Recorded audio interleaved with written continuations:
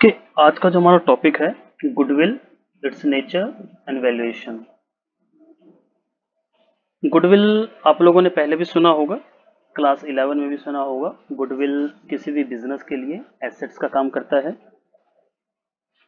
Goodwill को अगर हमें कॉमन लैंग्वेज में देखें तो goodwill is the value of a reputation of a business entity.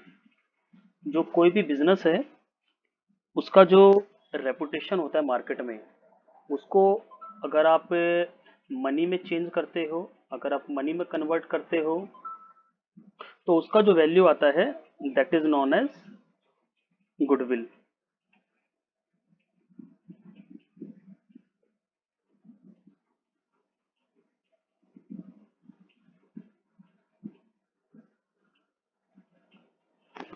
तो अगर इसके हम मीनिंग की तरफ जाते हैं, goodwill is the value of a reputation enjoyed by a firm that enables it to earn profit over and above the normal profit. It is an intangible assets.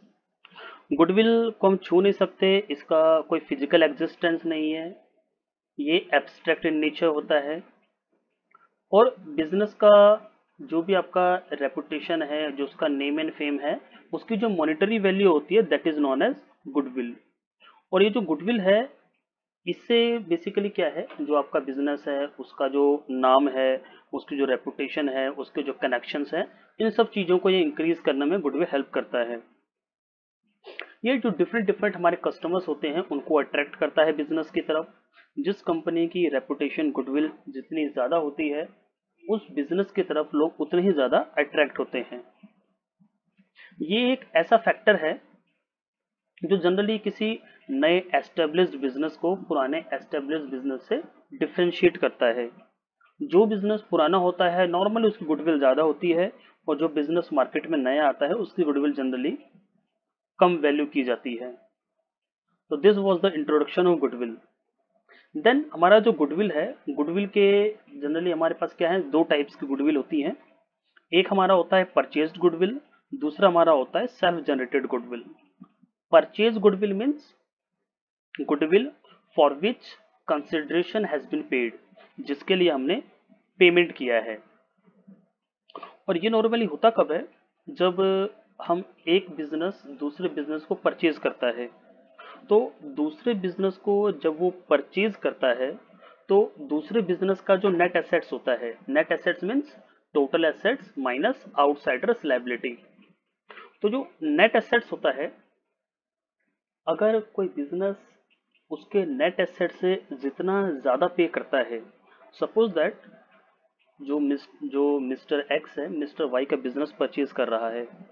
अगर mister Y के business की total value 10 lakh है, लेकिन mister x पे कर रहा है 12 लाख, तो वो जो डिफरेंस आया that 2 lakh is for the goodwill. It arises when business is purchased and purchase consideration is more than the value of net assets. Net assets means total assets minus liabilities, outsider liability, and the difference between the amount paid and net assets is known as the goodwill. It is an intangible assets and it is to be recorded in the books of account. जो हमारा goodwill purchased होता है उसको हम books में लिखते हैं। और जो हमारा सेकंड है self generated goodwill, it is nothing but it is generated by the business itself because of its higher profit earning capacity. जो बिजनेस जितना ज़्यादा प्रॉफिट अर्न करता है, जितना अच्छे से काम करता है, उसकी मार्केट में रेपुटेशन, उसकी मॉनेटरी वैल्यू उतनी ही इंक्रीज हो जाती है। और जनरली इस गुडविल को हम क्या करते हैं, इसको बुक्स में रिकॉर्ड नहीं करते हैं। तो these were the classification of goodwill. Then our nature of goodwill. Goodwill is an intangible asset. It can't be touched. It do not have physical existence. Goodwill का कोई physical existence नहीं है, और ये मार्केट में फिजिकल नेचर एग्जिस्ट नहीं करता है। ये जनरली बिजनेस को ज़्यादा प्रॉफिट अर्न करने में हेल्प करता है, ये कस्टमर्स को अट्रैक्ट करता है। इसके कई सारे आपके अलग अलग कंपोनेंट्स होते हैं जो कि आपके गुडविल को अफेक्ट करते हैं। और गुडविल की जो एग्जैक्ट वैल्यू है जनरली क्या है, उसको कंप्यूट करना, कैलकुलेट करना उतना एग्जैक्ट वैल्यू नहीं आ पाता है कि आप एग्जैक्ट कह सकते हैं कि मेरे गुडविल की एग्जैक्ट ये वैल्यू है। तो these were the nature of goodwill. Then what are the factors that affect the valuation of goodwill? First point, efficiency of management.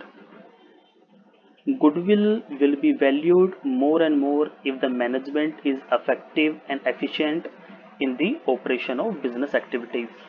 अगर किसी ऑर्गेनाइजेशन का मैनेजमेंट बहुत एफिशिएंट है, इफेक्टिव है, बहुत अच्छे से काम करता है, तो डेफिनेटली उस बिजनेस की जो रेपुटेशन है वो ज़्यादा होती है। Then quality of product. If a business entity is producing quality product, then its reputation, its goodwill automatically rises. कोई भी बिजनेस जितना अच्छा प्रोडक्ट प्रोड्यूस करता है, जितनी अच्छी क्वालिटी पब्लिक को देता है, उसकी मार्केट में गुडविल उतनी ज़्यादा अच्छी होती है। Then location. If a business is located at a center place, then people prefer to go that place. And if a organization, if a business is located at some isolated place, अगर किसी दूर दराज के इलाके में है तो वहाँ जनरली लोग नहीं जाएंगे। तो जो आपका लोकेशन है वो भी बहुत मैटर करता है गुडविल के लिए। Then your contracts, your contact with the type of organisations. अगर आपके जो कॉन्टैक्ट्स हैं अच्छे ऑर्गेनाइजेशंस के साथ हैं तो डेफिनेटली आपकी जो गुडविल है वो राइज अप करेगी। Then control over raw materials.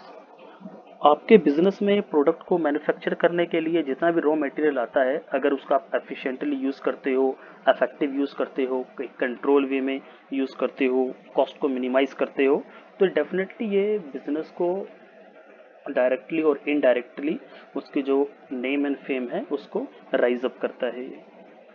Then there are the other factors like after sale service. जब आप सामान सेल कर देते हो तो उसके बाद आपने कस्टमर को क्या क्या फैसिलिटीज़ दे रहे हो। Then your good customer relation. आपका कस्टमर रिलेशन जितना बेटर होगा उतनी ही ज़्यादा आपके बिजनेस की वैल्यू, मार्केट में स्टैंडिंग ज़्यादा बढ़ेगी। तो ऐसे और भी कई सारे फैक्टर्स हैं, but these are the some factors which affects the value of goodwill. Then we have need of valuation of goodwill for the partnership form. कि गुडविल को वैल्यूएशन की ज़रूरत कब कब पड़ती है, what are the factors, what are the condition in which valuation of goodwill is needed. तो इसके अंदर सबसे पहला पॉइंट है when there is change in profit sharing ratio.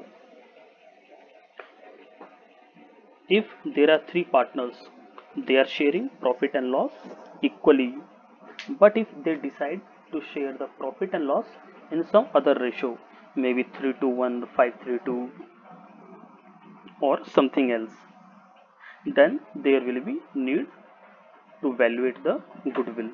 उस समय हम goodwill को कैलकुलेट करेंगे कि at that time what is the value of goodwill.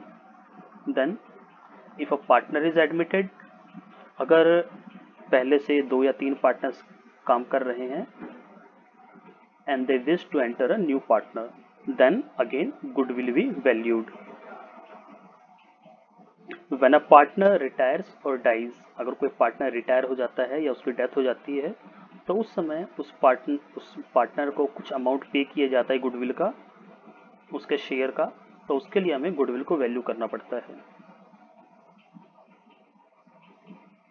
अगर आप अपने किसी बिजनेस को सेल कर रहे हो तब आपको करना पड़ेगा। इन केस 2 और मोर फर्म्स आर अमलगमेटेड, अगर उनका मर्जर होता है तो उसमें गुडविल का वैल्यूएशन किया जाता है। And if a partnership firm is converted into a company. तो ये हमारे कुछ टर्म्स थे जब आपको गुडविल के वैल्यूएशन की ज़रूरत पड़ती है। तो आई होप आप लोगों को समझ में आया होगा।